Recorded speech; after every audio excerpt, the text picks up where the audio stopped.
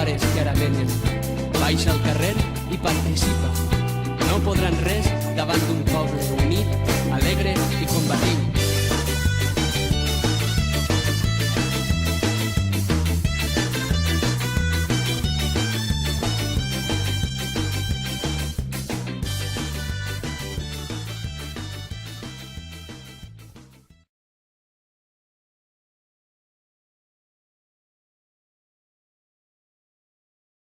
El valencià està fenomenal, probablement és el millor, històricament és el millor moment del valencià. Mai ni en el segle XV havia hagut tanta gent que parlarà aquesta llengua, evidentment, són 2,5 milions d'habitants valencianoparlants, d'una població de 5 milions, i recentment ha sigut un estudi que és del 2011, que ha fet la Generalitat, la Subsecretaria de Política Lingüística, que 1,5 milions de valencians saben ja llegir i escriure en la seva llengua, 1,5 milions que fa 25 anys només eren, no sé la xifra, però molt poca gent.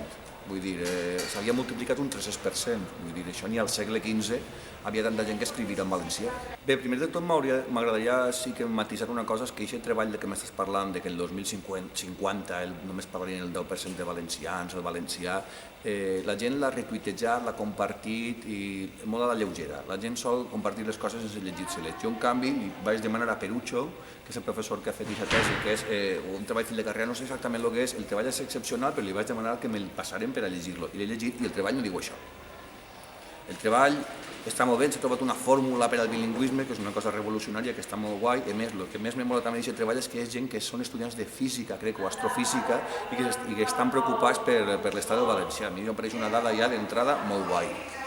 Però el que és important és que aquest treball està fet en dades, diguem que ells tenen una fórmula a la que han aplicat unes dades que han tret d'enquestes de l'ABL i de la Generalitat, però són enquestes que no estan fetes per aquesta fórmula, sinó que són per altres coses, en la qual cosa la fórmula és perfecta, és correcta, però les dades, el resultat de la fórmula amb les dades que han posat, aquestes enquestes no estan fetes per aquesta fórmula, amb la qual cosa no està bé, té un marge d'error mal, i això ho diu el treball en la conclusió. Per això la gent no ho diu. La gent és més fàcil sempre compartir que el victimisme el 2050 s'acaba el valencià. No, el treball no diu això. Perquè apliquem un poc el sentit comú. Jo que soc de la Ribera Baixa, de Sueca, no sé vosaltres d'on sou, de Cullera, de Catarroja, vull dir, tu me dius a mi que en Sueca o en Cullera el valencià desapareix en el 2050, perdona, pel 2050 falten 40 anys. Falten 40 anys. Menys, no? Perquè estem en el 2015, vull dir, falten 35 anys, més diguem a mi que desapareix, que només un 10%, va. El treball està molt bé, però les dades no són correctes. També sí que crec que les percepcions és important. A mi una cosa que em dona molta malícia és el rotllo de reivindicar el valencià. Jo no tinc que reivindicar res, jo no estic reivindicant, jo és una llengua que parle. És que pareix que reivindiques una cosa com si estiguem parlant en sànscrit. Bueno, el sànscrit no sé si se parla o si està en vigència. Vull dir, que estem parlant una llengua en llatí, no, que parla en valencià, que en ma casa se parla en valencià normal, que quan parlem en valencià no estem reivindicant res. Demà un got de llet, i no estic reivindicant-li el valencià, estic demanant-li un puto got de llet. Vull dir, no n'hi ha més... És que sempre aquesta cosa del victimisme, de no sé, em pareix una actitud un poc contraproduent, perquè vosaltres que sou estudiants de periodisme, suposo que també sabreu que la percepció de les coses és tan important com les coses, en el sentit que les percepcions, evidentment, són subjectives, però no per això deixen de ser reals.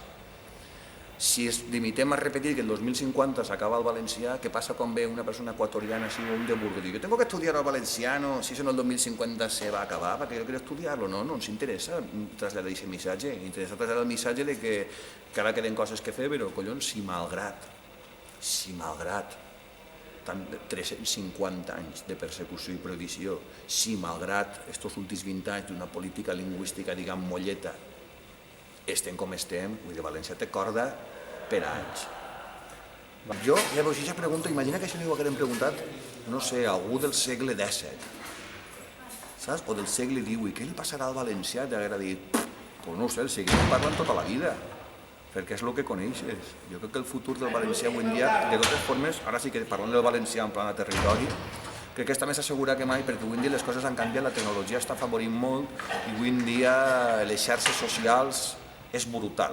O sigui, en els anys 70 va haver allò que es va dir la batalla de València, que se diu que se va perdre i és mentira, se va guanyar, perquè els xiquets avui en dia a l'escola estudien el que toca, després la bandereta me la bufa, la bandera, els símbols van canviant de valor, però tu pensa que avui en dia les xarxes socials, vull dir, és la batalla de València 2.0.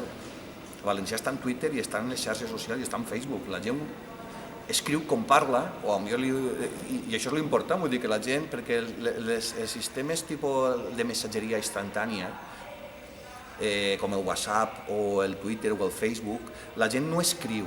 Escriure és una cosa d'abans, no? De quan escrivies una carta i trigava molt en contestar-te, sí que és una cosa més reflexionada i tal, no? Però el llenguatge, vull dir això, que el llenguatge escrit i el llenguatge parlat, escrit, no són iguals.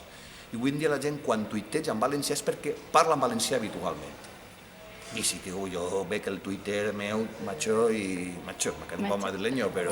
És la parla traduïda al sistema de... Tal qual, la gent, evidentment, hi ha qui fa menys faltes, hi ha qui fa menys, però vull dir, jo faig faltes en Twitter i què? Me la bufa. Vull dir, és que quan parle també a voltes faig erros en la llengua. Aquestes sèries de ficció se veia que, diguem, els personatges, diguem, del poble, de la terra, el llaurador, parlaven en valencià, però el médico, l'abogado i el juez seguien hablando en castellano. I això és para reflejar la realitat, no. No, què passa? Que no hi ha metges, jutges i abogats que parlen en valencià? Sempre estem un poc... Qui fa per viure estos tòpics, no? Crec que, home, evidentment necessitem un mitjà de comunicació en la nostra llengua, però també per una qüestió de màrqueting. És que és una qüestió de proximitat. És que jo, per exemple, no he llegit diaris nacionals, a mi me la bufa capçaleres nacionals. Jo he llegit el Levant i les províncies perquè em conten coses d'ací. Aleshores, en un mitjà de comunicació com Canal 9, si és en valencià, sempre va tindre un poc més de tirada, no? Perquè aquesta vinculació emocional també, perquè te conta coses d'ací. Quan dic coses d'ací no em refereix que si neva o si plou, que això ja ho contava. Em refereix que a coses com de política important, no? Que també m'afecten. Ai, és el meu vol, me n'he d'anar.